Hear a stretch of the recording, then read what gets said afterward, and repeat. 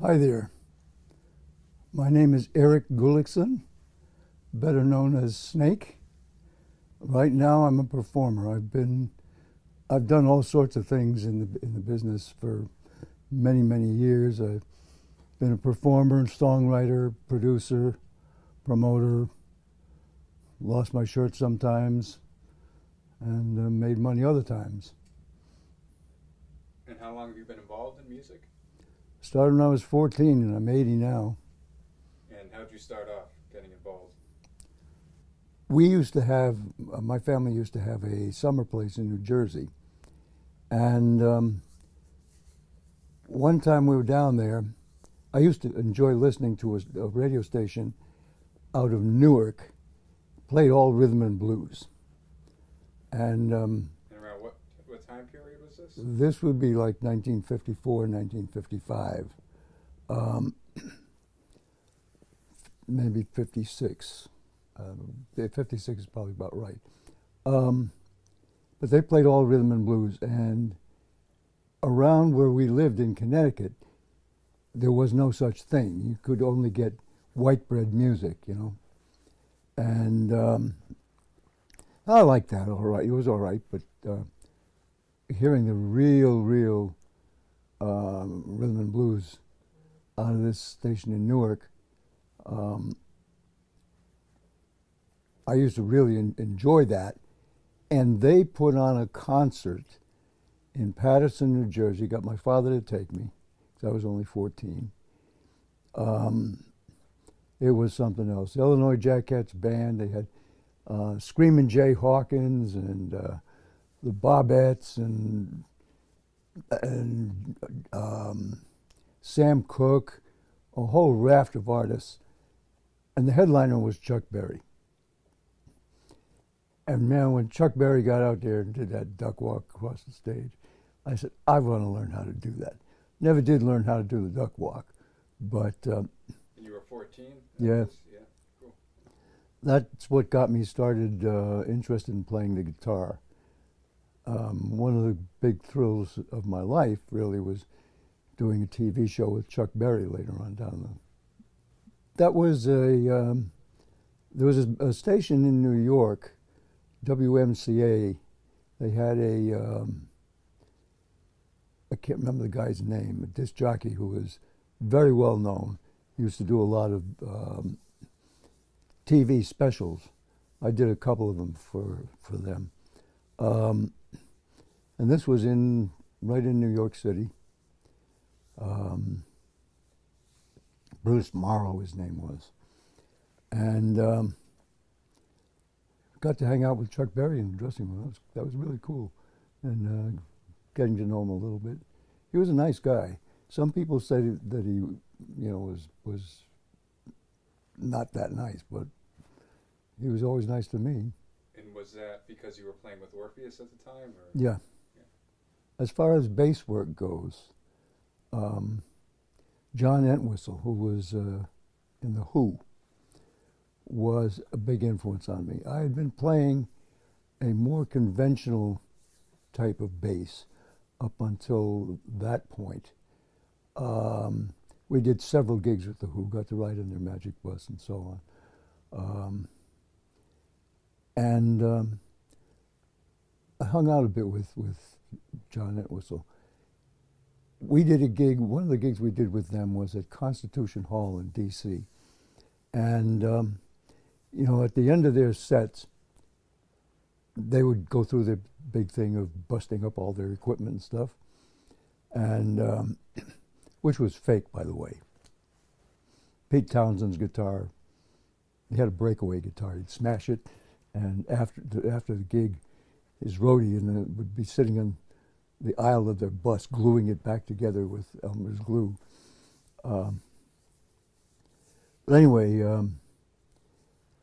they'd bust up all their stuff, and after everything was destroyed, there was still this amazing rhythm coming out, and it was Entwistle on his bass. He was playing flat pick bass, and that intrigued me. I liked it, and so I sat with him several times and talked it over. He had invented his own strings. I rewired my bass to get the sound I wanted. His strings wouldn't fit it. I had a big Ampeg. But the Fender heavy gauge, at the time they fit, so they worked. Heavy gauge round wound. And you get the rhythm by, with your flat pick by, playing a lot of melodic stuff and and really working the rhythm not just to provide a backbeat like most bassists did, and Whistle was really a lead bassist, and that's what I became. I still played occasionally fingerstyle with more conventional stuff, but it depended on the song. When I got the chance to play rhythmically, or this lead bass style, that's what I enjoyed doing. So he was an influence on me. There's no question of that. On the guitar, I took guitar lessons for a couple of years, and then just went off on my own. Picked up the bass by myself. I remember my guitar teacher, I used to drive him nuts because I use my thumb a lot on my left-hand thumb, and he'd contort his fingers to show me, some advanced jazz chord, and I'd say, "Oh, that's easy." I just grab it, but I'd use my thumb, and he couldn't use his thumb, so it used to drive him nuts because I could do it a lot easier than he could. I had an Ampeg scroll bass that I rewired, but they had a pickguard that covered most of the body, and I got a piece of diffraction grating, and I cut out a pickguard out of that stuff and put it on the instrument. And so when the lights shone on it, it shone like a jewel, and there were color patterns that would shift as I moved around, and that shows up in some of the videos that are online. I had been in a folk trio with one of the guys from Orpheus, Jack McKennis. The three of us, there was Jack, my college roommate Dave Bieber, and myself. I played upright bass and occasionally switched off on guitar if the song called for something that Jack and Dave was comfortable with. And we actually did an album. It was my first commercial recordings. We did an album for a budget label, Strand Records, which has been reissued several times. In the particular case of this folk album, we recorded it at WKBR Studios in Manchester, New Hampshire. And a friend of mine knew a guy who knew a promoter. And he had some connections with some budget labels. So we recorded this entire album in one evening, one night actually, all night, at the WKBR Studios. And it was issued, and then the label went out of business because they didn't pay their taxes. And so we thought the album had disappeared. Come to find out, in the year 2000, I discovered the guy who had been the associate producer, who had been in the studio when we recorded it. I discovered him online. And he told me that the album had been released, but he didn't have any copies except an old beat-up test pressing. We had never even gotten copies. We thought it had just vanished. So we got, he had some CDs made up from this beat-up test pressing. They weren't very good. They had a lot of hum and stuff. But I found that that album had actually been released in the West and then had been reissued on another label from Pennsylvania. and found that online and bought it, and that was pristine. That was a great, great find. So I made some CDs myself. What's the name of this album? It was called Cornball. It was called Hootenanny, and the group was called the Minutemen. The reissue was called Folk Festival, and again, it was a budget album, but there was some good stuff on it. That was my first commercial recordings, and then we did a single when Kennedy was shot. We did a folk tribute to Kennedy. I had meanwhile gotten involved with this rock trio that I had when I was in college called the Blue Echoes, and we had recorded some stuff on our own label, which was a big hit in the Worcester area, and it got picked up by Swan Records, which was a major label at the time. And so now myself and my partner from that group, Tom Zagrin, we now had a contact at Swan Records.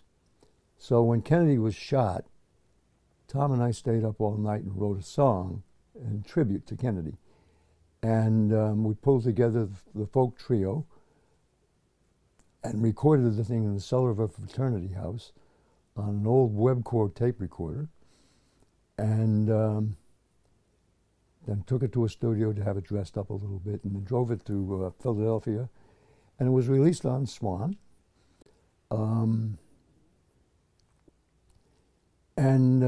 That actually is the most money I've ever made from a recording.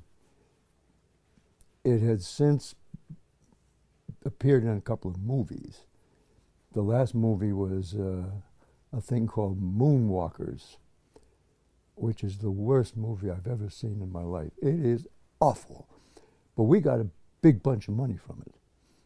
Just and that came out in, I don't know, 2017, something like that. What song is this? It was called The Man.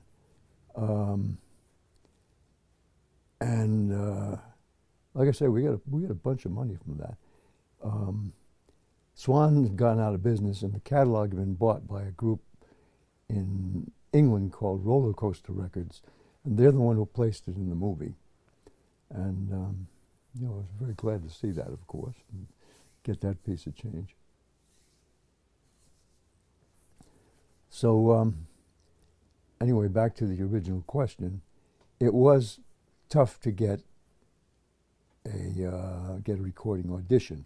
You had to know somebody. Orpheus, we formed that group with the express purpose of getting a recording contract. One of the guys, Jack McKennis, had a roommate who knew, who actually produced some stuff. He produced a group called Every Mother's Son. This guy's name was Peter Leeds. And Jack had been his brother's roommate in college. And so Peter Leeds said, yeah, I'll audition you, or I'll get you an audition with a major producer, but you have to add bass and drums. So Jack was in a duo with a fellow named Bruce Arnold. Two of them were called the Villagers, and they played all over Massachusetts, particularly on the Cape and in Boston. They told them they'd have to add bass and drums. So I joined up because Jack and I had played together in this folk trio. And we found a drummer, Harry Sandler, who played in a very popular Boston-based group. And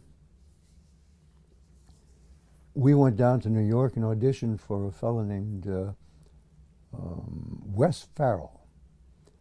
Wes Farrell was a heavy hitter at the time. He produced, among others, the Cowsills, who may not mean anything to you, but they were a very popular group at the time, and many other big groups. And he said, I like what you do, I like your original stuff. Write some more stuff.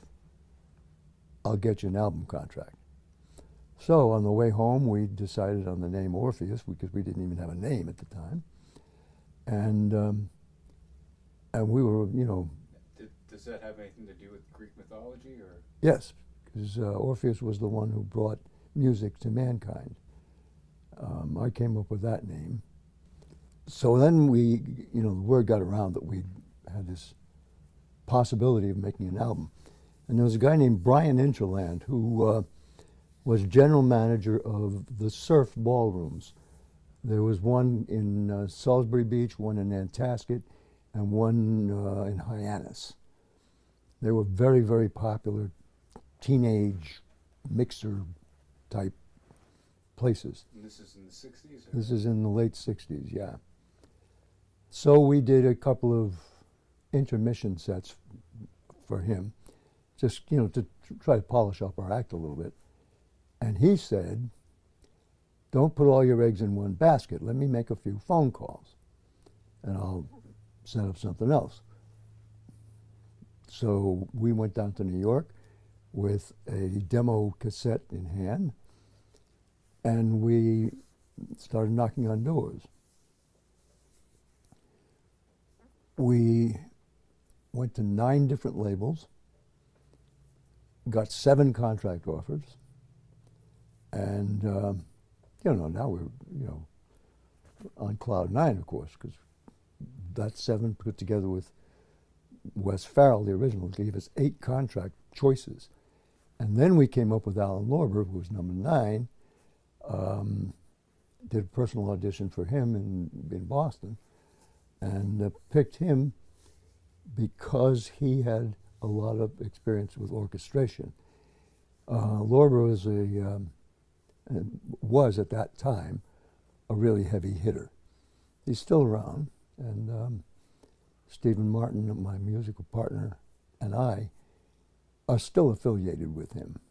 He still does some stuff for us every once in a while. Was that someone associated with MGM? Alan was an independent producer, but he had connections at MGM. So he got us on MGM. He produced the album, but MGM took it from him. For distribution? For distribution, yeah, basically. It was Alan Lorber who came up with the concept of the Boston sound. He said actually it was a marketing ploy run amok because a whole bunch of labels climbed on that, and a lot of groups were signed. And they tried to make a thing that Boston had its own unique musical sound, like San Francisco, Philadelphia sound, the Nashville sound, Memphis sound. Here's the Boston sound. Well, a lot of groups were signed as part of this so-called Boston sound. The Boston sound was MGM's brainchild. They took ourselves, another Alan Lorber group called Ultimate Spinach, and a group that Wes Farrell had produced, Beacon Street Union. And that was MGM's core of the so-called Boston sound. And then a lot of labels hopped on the bandwagon. All kinds of Boston groups were getting signed, and it was a flash in the pan. So were you playing big venues in Boston, or? We never played a venue. We never played at all. We had, as I say, formed a group with the express purpose of getting a recording contract. These other groups, you know, they played, you know, all the local venues, but not us. We knew that we were really good. Okay, yeah. Not to blow our horn, but we did. MGM had us audition. Our debut was at the Bitter End in New York City, in Greenwich Village. Prior to that, they had us play for a week in Detroit, which was very interesting. 3 days in Chicago, 2 days in Philadelphia. And in the middle of this, we had our first actual major gig, which was at Brandeis. We opened for Cream on their first U.S. appearance, and so that was kind of a feather in our cap, so to speak. And then after that, we debuted at the Bitter End in Greenwich Village, and just went on from there. New York music scene was totally different than anything you can imagine in Worcester or Boston. And was that your first time being exposed to it? Pretty much. Yeah. Pretty much, but it was fun, a lot of fun. We had gotten a little bit of a taste of it from these preparatory gigs we had done in Detroit, in Chicago, and Philly. I've got all kinds of war stories. Jack got hit on by Janis Joplin when we were in Philadelphia. She thought he was just a cat's meow, you know, he was a handsome guy. Did you guys play with her band, or? No, they were down the road from us, from the club that we were playing at. And there was still Big Brother and the holding company. And they were working for they were on a label called Mainstream Records. And Mainstream had given them some front money. We also got an offer from Mainstream with front money involved. But Big Brother was using their front money to tour these small venues. And they'd run out of money. And there we were in Philly, and they didn't have any money. They couldn't go on. They didn't know what to do. And Janis was smashed and basically in the gutter. But she just thought Jack was great. She saw him walk by. And so that was Jack's claim to fame. He still talks about the day he turned down Janis Joplin. We did open for her at Tanglewood in the Berkshires when she was off on her own, and that was quite different. She was very difficult to work with. She became a real prima donna, and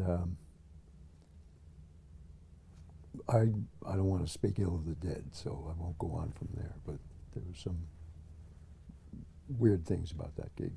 So who was your most favorite band to work with out of all the big names? You know, see 10 Years After and Blood, Sweat and Tears, and you guys worked with, open for Led Zeppelin, or you did? Zeppelin, yeah, and Cream and The Who, and a whole long list.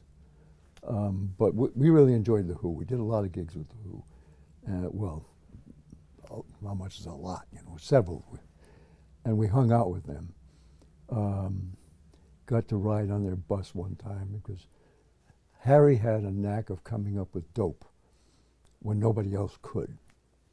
And so he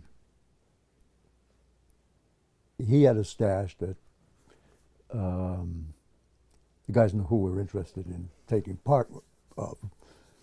So we rode on the bus so that they could smoke Harry's dope, basically. But we hung out with them for quite a bit. They were really interesting. Keith Moon was a real trip. We went to a party at their suite at a hotel in New York, and Keith Moon says, "Psst, Snake, come with me." So I have no idea what's going on. I follow him down to his room. He pulled out a steamer trunk from under his bed. He opened it up. It was filled to the brim with porno magazines. At the time, that was illegal, you know, but you could get it on 42nd Street in New York. He had the whole trunk filled with. Me wife likes this stuff, he says. I said, yeah, right.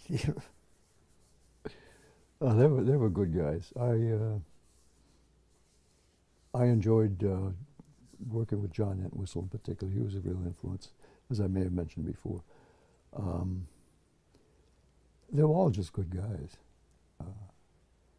One of the things I wanted to do, I always wanted to do, I always had a kind of a wanderlust. I wanted to travel. And with Orpheus, I got a real taste of that, touring the country and so on. After the group broke up, I got a job that I managed to manipulate into a lot of travel. I worked for a company in Marlborough that made mine lighting equipment, particularly the cap lamps that the miners wear on their helmets. And when I moved from engineering into marketing with them, I got to travel a lot. So I crawled around in mines from Argentina to Zimbabwe, been to 43 different countries. And that was really what I wanted, was to be able to travel and meet new people and experience new cultures and so on. And that would not have been possible had I not gone through Orpheus, because that group got me some experience in, a lot of experience in public appearance and so on. So I was able to walk in and do seminars and so on in front of thousands of people. Like falling off a log was nothing to me.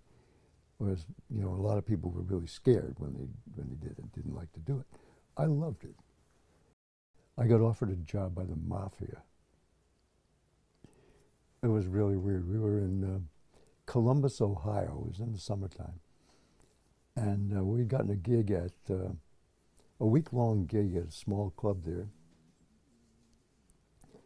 And there was this dude, he came every night, sit at the bar, wide lapels, kind of a plaid jacket, black shirt and black tie, sometimes it was a silver tie, always wore sunglasses and had pointy-toed shoes and the whole deal. So he's there, and one night we're taking a break, and I went up to the bar to get a Coke. And he stops me. He says, "Hey," he says, "I like your music." I said, "Well, that's good, thank you." "Yeah," he says, "it has an undertone of violence." He says, "I really like violence." I go, "Okay." He says, "So where are you from?" "Boston area." "Oh, okay. You know anybody from Providence?" "Yeah." "You know a guy named Raymond?" This is Raymond Patriarca. And I said, "Well, I don't know him. I've heard of him." He said, "He's got a family, you know." I said, "Yeah, I know. But I got a family too," he says. He says, "So is this all you do is music?" I said, "Well, I have an engineering degree." "Yeah," he says, "Can you tap a telephone?" I said, "Yeah, any fool can tap a telephone. That's easy." "Ah," he says, "Tell you what, you ever get tired of this music, you go see Raymond and tell him Frank sent you, and he'll put you in touch with me. We'll give you a job. Good pay, good benefits, you'll like it." So then I'm just thinking, this guy's off the wall. We're down in the dressing room, and the manager of the place, the owner of the place, came in, and I was telling the guys about this strange dude. "Oh," he says, "you're talking about Frank." I said, "Yeah." He tried to tell me he was in the mafia. Well, he is. They come here, when the heat's on in New York, they come to Columbus. So I got offered a job by the mafia, basically. Weird stuff, weird stuff. I told my wife, and she was in total panic. "Oh no, you didn't tell them your address, did you?" "No, don't worry about it." We were in a Holiday Inn. We stayed in a Holiday Inn. We were on the 4th floor. And some girls found out where we were staying. Bruce and I were writing some songs, and we hear a knock on the window on the 4th floor, right? Open the shade, and there's 2 girls out there on the ledge. So, shit, what are we going to do now? "Let us in, let us in." Well, we were not dumb enough to just let them in. We called managers, we called all kinds of people before we even opened the door, and then we just pushed them out the door. The one that probably most people would most people would remember the dead, but there was a place downtown called the Comic Strip. We played there as Orpheus, and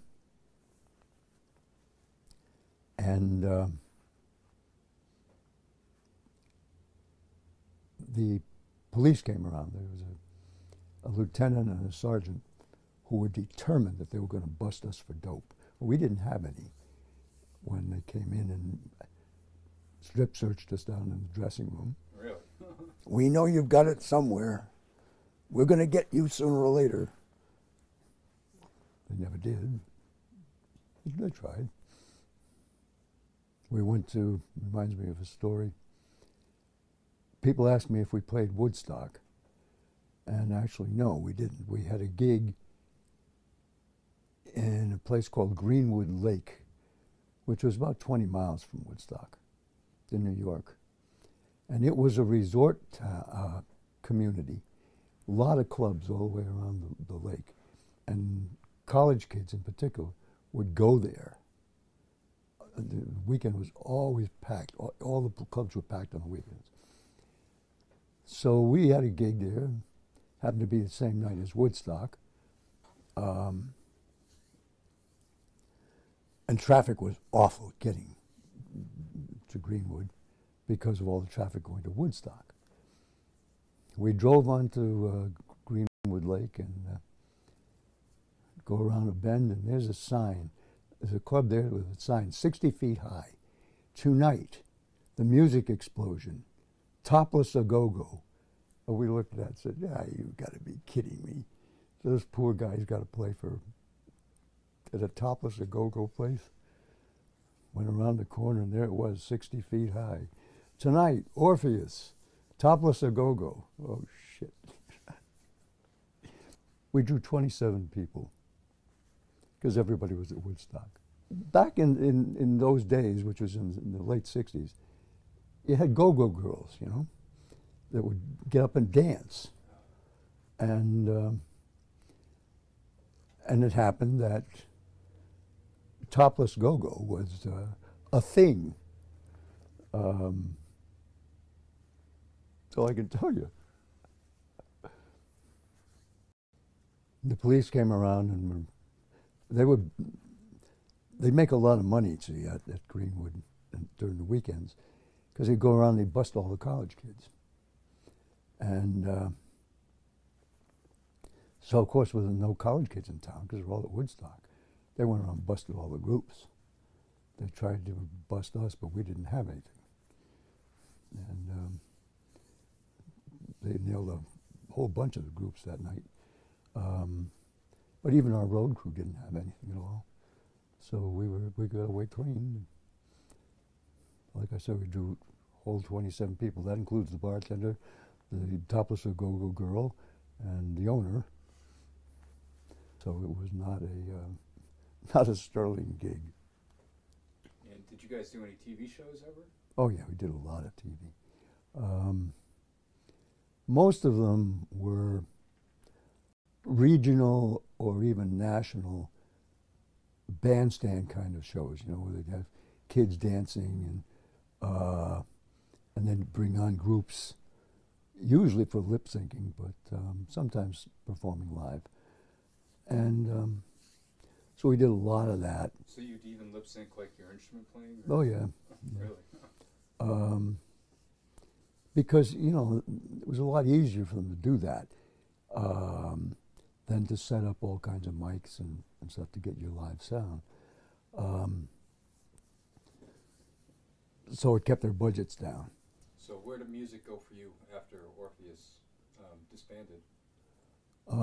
I didn't do anything for some years because my wife did not want me to.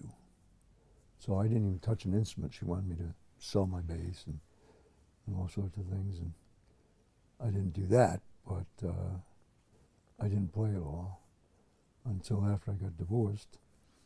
Then I did a few gigs with Jack, just the two of us. And then we put together a group called Orpheus Reborn with four of us, three from the original group, Stephen Martin, who had written some songs for us and was part of the second incarnation of Orpheus, and a couple of local folks, Guy and a gal who did, who were very good. She was a percussionist, and he was a lead guitarist. So we had 6-part harmonies and played together for roughly 4 years.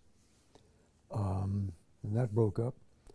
And after that, I was with Stephen. We did a duo for many years as Stephen and the Snake. Did some recording, and when I started doing a little bit of open mics because Stephen ran an open mic, and I got to the point where I took over the sound board, and that got me interested in the open mic circuit. So I started doing it more often, going to some other places as well. But I was working full time, so I couldn't really do any distance. But anywhere that I could go that was within easy, quick driving distance, I would do. They had one in Upton that I still go to, because that was only 5 miles from my house. It didn't start till 7:30, so I could come home from work, take care of the dog, and go out and play at this place. There's one in Worcester. I'll be there this Friday. A place called John Henry's Hammer at the Unitarian Church. And I'd play there too, because it was, again, very local. When I retired, I started going a lot farther. Now I go to basically to 4 states: New Hampshire, Massachusetts, Rhode Island, and Connecticut. In Massachusetts, I go anywhere from the Cape out to the Berkshires. And I'm playing somewhere just about every day. And what's the best part about open mics? What draws you to them? Meeting people and being able to play in front of people. Even if it's virtual, online. I enjoy just the interaction with the other musicians who are there. I met some really interesting folks online, and then you meet them in person maybe later. But it's always listening to these other people and getting to know them. Some of them are really, really good songwriters, so I pick up some of their songs. I don't write much myself. I don't enjoy writing. My forte is more listening to a song and covering it, but in my own arrangement. I make it mine. Did you write any songs with Orpheus? Yeah, I co-wrote basically with Bruce. Did a little writing of my own, but I've just never been really into that.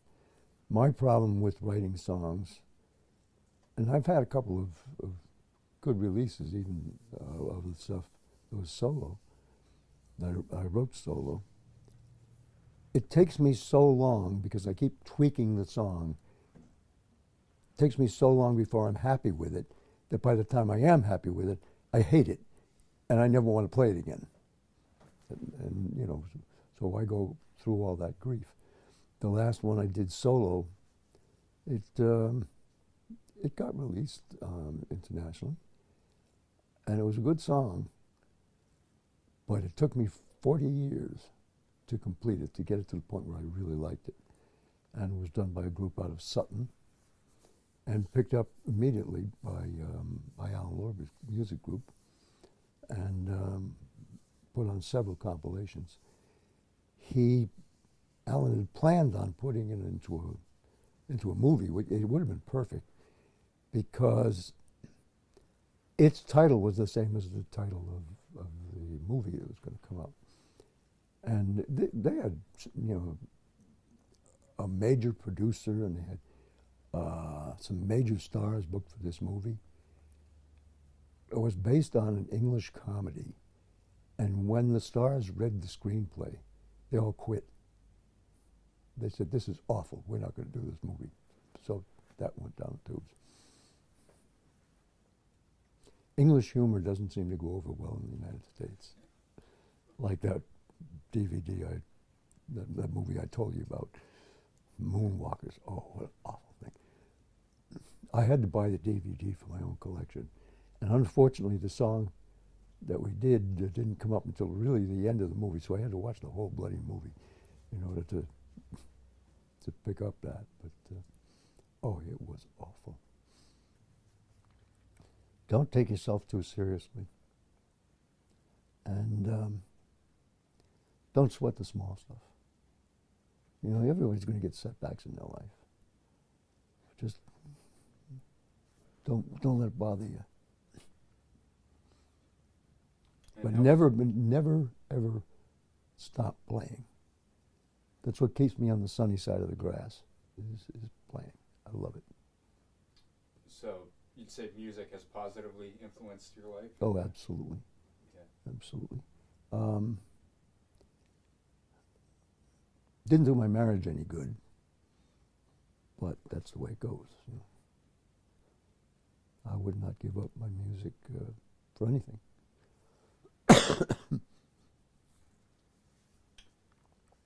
So, do you have any advice for somebody trying to go into the industry that's younger now that might be trying to go in and approaching it like they want to go in and get a record contract or something along those lines because it's changed so much? Oh, it sure has. When you were right now,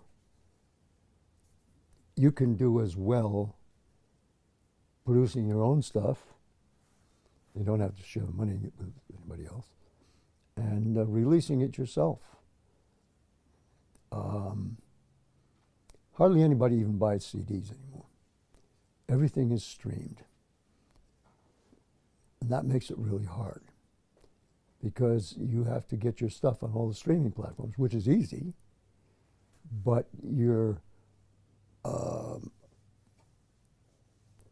like a grain of sand on a big beach, you know. How's anybody going to find you? That's what's tough. If you're fortunate enough, your material can get picked up and go viral, so to speak. And a lot of people will download it. As far as making a lot of money off of it, you can forget that. The royalties for a streaming performance, you know, if you download a stream, the royalty is something like 0.0031 cents per play. So you're going to have a lot of plays to make any money at all. And most don't. Most don't make it at all. Even the major acts, like Springsteen and so on, they have to buy their own ads on TV, you know. Because record companies aren't making any money anymore. So would you say if you were a younger musician in today's market, you wouldn't be approaching it as a record deal, you'd be approaching it through the social media? And that's about all you can do these days that makes any sense. Yeah. Make sure you don't quit your day job because you've got to keep food on the table, you know. And social media and open mics is a place you can get exposure for that. Now, sometimes the clubs will take advantage of that. They'll say, well, you can play here for free and get the promotion. But that's not really worth it. They're just trying to take advantage of you, play a full gig, you know. But going around to open mics, that's fun, and as long as you treat it right. And you might, there's one chance in a trillion or so, get picked up and have a hit out of it. It does happen. It's rare, but it does happen. So don't give up. Just keep doing what you do. If you love it, it's not work. If you love it, you don't care if you make it or not. If you don't love it, you got no business doing it. So where do you see the future of music going? Hard to say. You see people still going to concerts and live shows and that type of They stuff? do, but not so much for newer music. What sells actually is the old the groups from like the 60s, 70s, 80s. They still draw crowds. Your newer groups, newer artists, they can draw crowds, but only if they've got a major hit. You know, Taylor Swift can still get a lot of people. But most don't really get that opportunity. It's tough. It's tough to make a living at it these days. Almost impossible. So my advice for somebody coming along is I say, if you love it, do it. If you don't love it, don't bother. Do you see music as an art form? Absolutely. That's all it is, really. Something that speaks to people. When you're doing your songs, I have a lot of success doing my stuff, okay, even though it's all covers. What I do is I really listen to the lyric. The lyric is the most important part of the song as far as I'm concerned. You're telling a story. What I do is I listen to that lyric, and I let that lyric tell me how to play the song.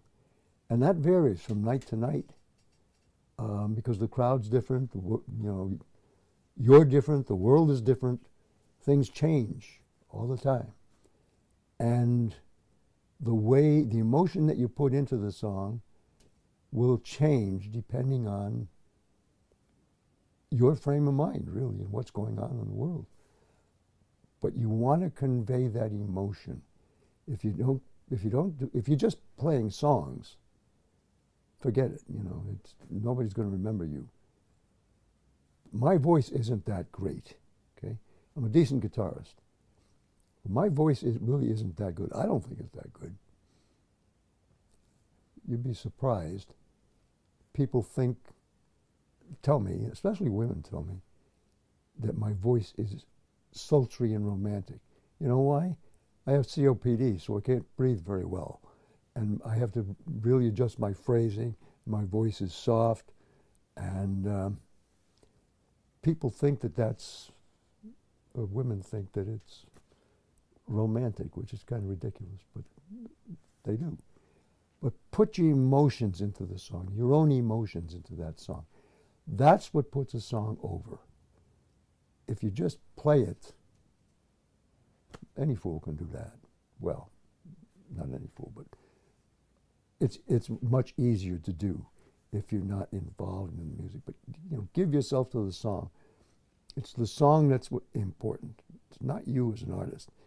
If you put yourself into the song, people will pick up on that, and then you as an artist may be remembered for being able to tell those stories.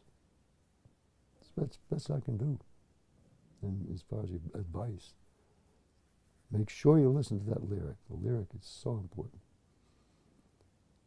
And if you're a songwriter, pay much more attention to your lyric than to your melodies and your chords. The law says that you can take a song that somebody else wrote and do anything you want with it.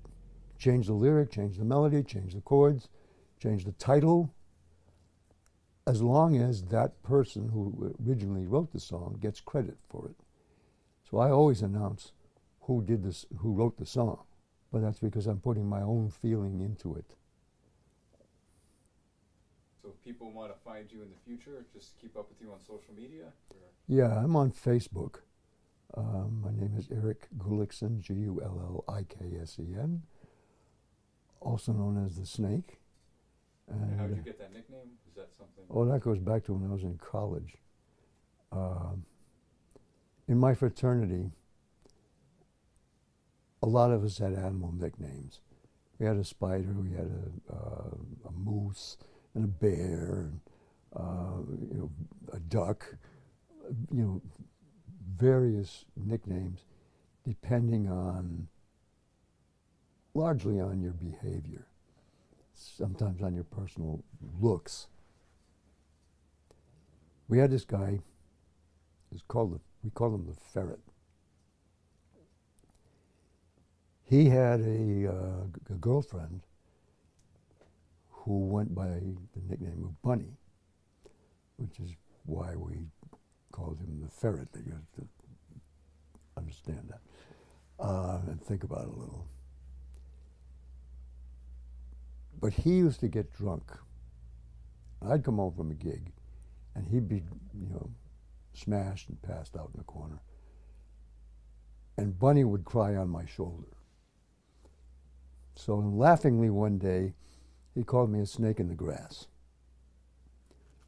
Knowing that I didn't do anything with Bunny, but just for chuckles. And that name stuck because I was tall and thin, and so the name stuck as Snake. And many people told me, go by that, because people aren't going to remember your real name. They're not going to be able to spell it, So go by Snake, and people will remember that. It's easy to remember, easy to spell. So that's what I do. Cool. Well, thank you for doing the interview. My pleasure.